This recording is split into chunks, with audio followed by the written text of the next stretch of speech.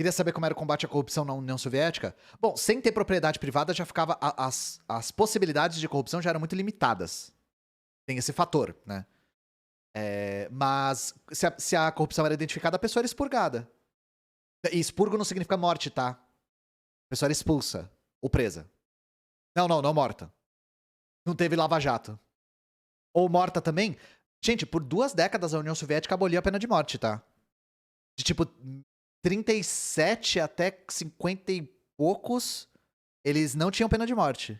Então não era pena de morte com qualquer. As pessoas têm essa ilusão de que a União Soviética era tipo, você tem 2 calça jeans, o Stalin mandava te matar. Lenin acabou com os soviéticos, isso é argumento anarquista. Os soviets foram transformados em, em mecanismos de democracia direta. Porque a questão foi o seguinte, os soviets, eles surgem... Shaba Show, obrigado pelo sub. Sobre os expurgos na URSS tem o livro da Wendy Goldman, Terror e Democracia nos Tempos de Stalin. Mais ou menos, a Wendy Goldman é trotskista, ela tem um viés bem forte, né, a respeito dos processos de Moscou. Mas obrigado pelo sub, Shaba Show. O que aconteceu? Os soviets, eles surgem... Soviet significa conselho em russo. Os soviets, eles surgem como conselhos de fábrica armados. Isso em 1905. Surgem particularmente em São Petersburgo. E o que os anarquistas argumentam... Super Mariano TV, obrigado pelo sub. O que os anarquistas, principalmente os anarcossindicalistas, argumentam é que os soviets, depois da Revolução Russa de 1917, foram extintos no sentido de que eles foram transformados em mecanismos de democracia direta do Estado. Então, para os anarcossindicalistas, é óbvio que os soviets, como eles foram... Desculpa. É óbvio que os soviéticos, como eles surgiram, foram extintos, no sentido de que eles foram transformados em outra coisa. Mas os soviéticos continuaram existindo. Democracia soviética, sistema soviético, era o mecanismo de democracia direta que a Rússia defendia. E que depois foi implementado em toda a União Soviética, em até países de fora da União Soviética. Que era esse sistema de democracia direta. Que parte desde os conselhos nas fábricas, isso no caso do setor produtivo em fábricas, até o Soviético Supremo. Então por isso que os anarcossindicalistas argumentam que os soviéticos foram extintos, porque eles se transformaram em outra coisa. De pé ao Vítimas da Fome, de pé famélicos da Terra. Calvície Lispector, obrigado pelo sub. Eles viraram mecanismos de democracia direta. Porque o Vietnã não é tão demonizado como os outros? É demonizado. É demonizado. Só não é tanto no Brasil, Felipe. Mas sabe onde o Vietnã ainda é muito demonizado? Nos Estados Unidos. Nos Estados Unidos. Nos Estados Unidos tem pessoas que são dissidentes. Tem a mesma coisa com a Coreia. Tem pessoas que falam, meu avô estava no Vietnã e o Ho Chi Minh matou o meu avô. Tem a mesma coisa. Y Kaori, obrigado pelo sub. Mas tem os dissidentes do Vietnã que moram na Europa ou nos Estados Unidos e tal, e que contam histórias de como o Partido Comunista, não sei o que, fez o que com meu avô e com a minha avó, não sei o que. Sabe, tudo... Geralmente é tudo proprietário que teve que fugir de lá porque foi expropriado. Teve tudo terra socializada lá e tá reclamando, tá ligado? Mesma coisa, existe gusano do Vietnã. Essa é a questão. O Laos só não é demonizado porque o que os Estados Unidos fez no Laos beira o Holocausto, sinceramente. O que os Estados Unidos fez no Laos só não tem um nome com H que nem Holocausto e Holodomor porque a galera não sabe que o Laos existe. Tem os vietizano também. Meu avô era dono do monopólio de ovos, O povo da bandeira da Adidas, né? O que os Estados Unidos fez no Laos, o Laos é o país mais proporcionalmente bombardeado no mundo. Em proporções, os Estados Unidos lançou 3 bombas pra cada pessoa que vivia no Laos. Pra cada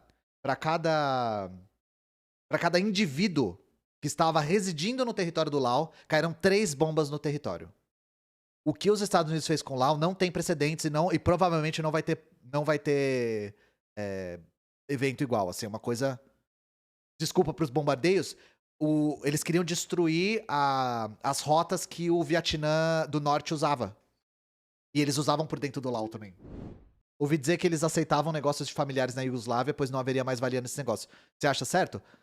Então, se você for viajar pra Cuba e for comer em restaurantes, geralmente, os restaurantes são em organização familiar. Aí tem que ver caso a caso, né? Mas eu te digo uma coisa, gente. A pequena propriedade não é nem de perto o nosso pior problema. Nem de perto. O problema é a grande propriedade, o problema é a burguesia grande. O problema são os grandes latifundiários. São os donos das fábricas. São os bancos. Esses são os problemas. Não é o tio da pipoca que tem um funcionário, sabe? O maior latifundiário do Brasil tem terras somadas que dão área da Dinamarca. Pois é. Então, vocês entendem que debater a mais-valia do negócio familiar é um negócio trivial, sabe? Pelo menos pro estado que a gente tá da situação. Existe uma concentração de propriedade privada tão gigantesca na mão de poucas pessoas que, assim, isso é nossa prioridade absoluta. Eu separei uma notícia aqui que eu não posso mostrar porque tem paywall, mas é sobre a Coreia, porque, assim, eu acho um estudo de caso interessante ler notícias sobre a Coreia da mídia burguesa. Então, Coreia do Norte enfrenta onda de Covid com chá e propaganda na TV estatal. Assim, essa é a chamada. Vou ler de novo. Coreia do Norte enfrenta onda de Covid com chá e propaganda na TV estatal. Então eles já estão pintando 2 quadros aqui.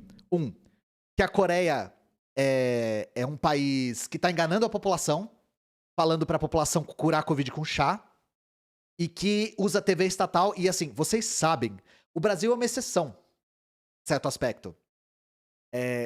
No Brasil, mídia estatal é sinônimo de propaganda soviética, assim. O Brasil tem uma relação com a mídia estatal, com mídia pública, tipo, como se fosse o demônio, assim. Lembra daquele trecho da Globo News que a gente assistiu? Que é tipo, o Zelensky usa as redes sociais e o Putin usa mídia estatal? A relação principalmente a relação da mídia burguesa com o conceito de mídia estatal não existe possibilidade de uma mídia estatal estar a serviço da população. Andrucas, obrigado pelo sub. Salve, chat. Não só isso, como se a mídia privada não defendesse interesses. E a mídia estatal sempre defendesse o interesse da elite política. A leitura é essa. Então, o fato deles falarem TV estatal, não é TV. Eles podiam falar propaganda na TV, mas eles falam TV estatal porque eles sabem que isso tem um estigma. E, gente, eu não vou ler tudo. Eu vou ler só um trecho aqui, ó. Peraí, tô procurando aqui. Ó. A resposta à pandemia no país parece amplamente focada no isolamento de pacientes suspeitos. Isso pode ser... Até porque essa é a medida mais eficiente, né? Isso pode ser tudo o que o governo realmente consegue fazer, porque não há vacinas, pílulas antivirais, unidades de terapia intensiva e outros recursos médicos disponíveis. Gente, eu duvido muito, muito, que não há unidades de terapia intensiva na Coreia. Não tem UTI na Coreia. China State Affiliated Media. E assim, no caso da Coreia, é impressionante porque todas as vezes que tem uma notícia pretensamente positiva, não tem como saber o que vem da Coreia. Não tem como saber, lá é um país fechado, é difícil, a gente tem que averiguar, mas nunca dá pra ter certeza. Quando é negativo, sai no jornal sem fonte, foda-se. Não tem UTI na Coreia, não existe UTI na Coreia. Gastam tudo em bomba atômica, exatamente. Ó, muitos especialistas estrangeiros duvidam dos números e acreditam que a escala do surto é subnotificada para evitar uma manifestação pública que prejudique a liderança do Kim. Quais especialistas? Baseados em quê? Como vocês sabem que é subnotificado? E, novamente, essa maluquice de que, tipo, absolutamente todas as políticas públicas que acontecem na Coreia é porque o Kim é uma pessoa sedenta de poder, é praticamente um sociopata. Não. Isso aí é porque o Kim quer ficar no poder.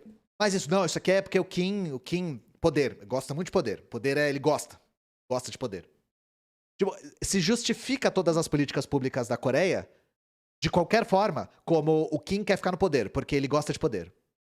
É isso. E gosta de poder. A mídia estatal, eles sempre colocam assim. Nunca colocam a mídia. Disse que 1 milhão de funcionários públicos foram mobilizados para identificar pacientes suspeitos. Kim Jong-un ordenou o envio de médicos para apoiar a entrega de medicamentos às farmácias. Pouco antes de visitar as drogarias de Pyongyang. Tô lendo aqui, peraí. Tem um trecho que eu quero mostrar pra vocês. Olha só. Desde o dia 12 de maio, estão proibindo viagens entre regiões na Coreia do Norte, mas o país não tentou impor bloqueios mais severos como na China. Não sei o que eles querem dizer com isso. A economia do... esse trecho aqui é muito crítico. A economia do país está frágil, devido ao fechamento das fronteiras durante a pandemia e por décadas de má gestão. O governo incentiva os setores da agricultura, da construção e de outras indústrias a aumentar o ritmo. Qualquer presidente estadunidense invade um país é a Você é um democracia poder. quem faz coisas para a população. Você é um poder. Poder, você é um poder. O Kim, ele é incapaz de fazer qualquer coisa pelo bem da população. Porque ele é um líder popular que vive numa experiência socialista. Não, você é um poder. Eu li o texto todo, gente, é que eu não vou ler todo aqui pra vocês. Não mencionar o bloqueio da Coreia em qualquer análise econômica do país é má fé. Não tem outra palavra, é má fé. Por que que a Coreia não tem vacina? Por que que não tem medicamento? Principalmente medicamento, que lá é muito crítico. Por que que não tem? É porque a Coreia porque colonismo não sabe, porque colonismo não tem coisas? Porque socialismo não funciona? Porque tem má digestão? A Coreia sofre o bloqueio mais brutal do mundo. Mais que Cuba, muito mais que Cuba. Assim, eu não tenho mais muito o que comentar, gente. Sim, o bloqueio, ele afeta muitas coisas. Mas ele afeta principalmente medicamento. O bloqueio atrapalha demais com a circulação de medicamentos. Qual a diferença entre embargo e bloqueio? Pois é o uso político da palavra. Eu dou até um exemplo pra vocês. Quem é contrário à experiência cubana, quem é contrário ao regime cubano, né? Porque vocês sabem que esses países não têm governo, eles têm regimes, né? Porque o Brasil tem governo, o governo Bolsonaro. Mas Cuba não tem um governo, tem um regime. Então o vocabulário é importante aqui também, né? É o regime norte-coreano, o regime vietnamita, o regime soviético. Os estadunidenses, o imperialismo, clama estar fazendo um embargo. Ou seja, é o impedimento entre a circulação de mercadorias dos Estados Unidos para Cuba. Mas Cuba chama isso de bloqueio, porque na prática não é só um embargo. Os Estados Unidos, por ser o maior império que a Terra já viu, bloqueia as relações comerciais de Cuba com outros países. Porque mesmo você podendo comprar materiais, seja o que for, de qualquer outro país, o difícil é conseguir pagar. Porque é muito difícil você conseguir transferir recursos, comprar, sem passar pelo sistema bancário estadunidense. Por enquanto, exatamente, por enquanto. Então, é muito mais que um embargo só. É um bloqueio multilateral. Também tem uma lei que se tiver um parafuso estadunidense, Cuba já não pode comprar. E aí as pessoas sempre perguntam, ué, mas por que Cuba não compra da China? Por que a China não faz isso? Primeiro, o maior parceiro comercial de Cuba é a China. Só que tem um outro problema. Gente, vocês já viram quão longe fica a China de Cuba? Você transportar mercadorias tem custo. Esse custo é muito elevado por conta da distância. Se Cuba conseguisse comercializar com o país mais industrializado do continente, que é os Estados Unidos, e que dá pra ir nadando de Cuba para os Estados Unidos, isso baratearia muito os recursos. Muito. Só que Cuba não pode. Não pode. Então não é simples assim. As mercadorias, elas não teleportam